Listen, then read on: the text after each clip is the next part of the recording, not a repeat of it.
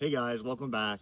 Today we are going to be picking up some chestnuts. I have this massive chestnut tree in my front yard where it just keeps dropping the chestnut burrs and then chestnuts in themselves.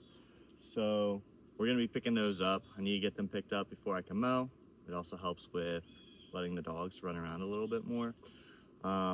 They're very spiky, and to do that, we're going to get some leather gloves, put those on. These are pretty worn. I have a hole in them from picking so many up.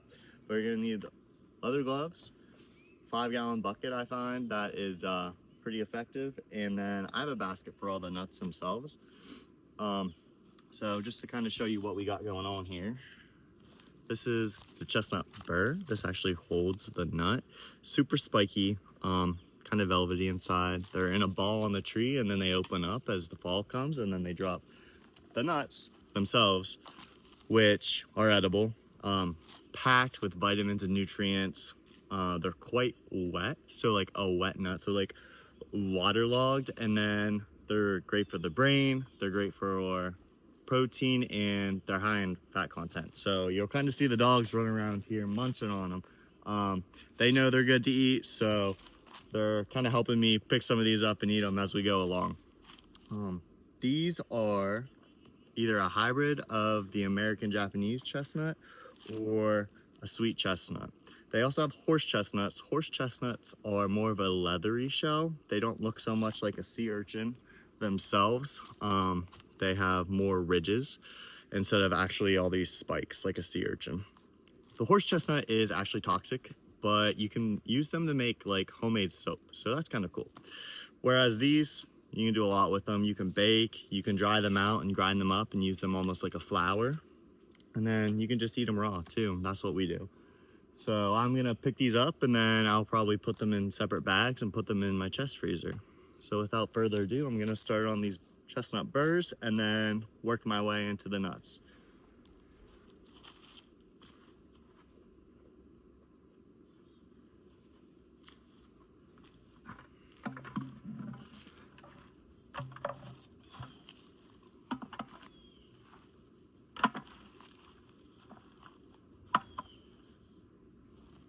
You can see they're all over as well.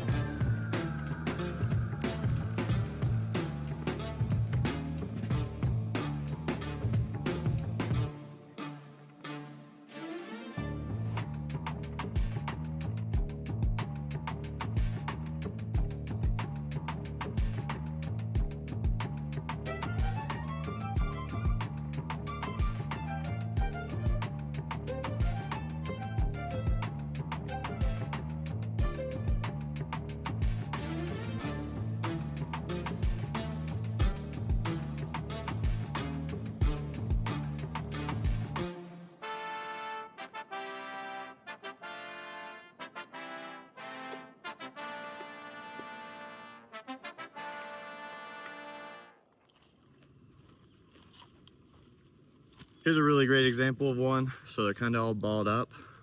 This one, you can see the nut inside. You kind of pull it apart.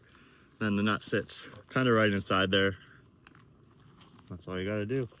Tree usually takes care of that, but some of them fall off like so.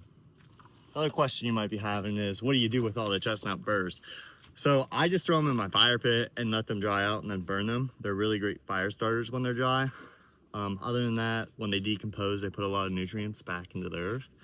So I'll leave some lay in my patches of grass, and then over winter they get kind of soft and woody, and then during the summer and spring, they just kind of decompose.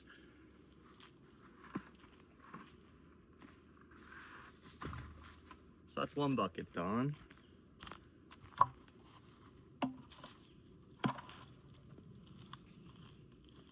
And I keep using the words husks and burr interchangeably, but the chestnut burr is actually the spiky part that protects the chestnut husk, and then inside this husk is the nut. So you crack it open and then take the nut out. Just wanted to make that distinction because I use those words kind of interchangeably because I just see this as a whole nut and then this as the husk protecting the nut. So that about does it for the nuts. I picked up all the ones down here. This has been pretty consistent throughout the week of how many this tree is producing every day in 24-hour period. I have 2 more up on the bank that I kind of go up there and pick through. I leave a bunch of those up there for the squirrels and the chipmunks. My favorite thing to do with them is blend them up and then add them in pasta sauce for a plant-based protein. The dogs are actually still munching on a couple they're finding or have split up, but they're pretty good at finding them as well.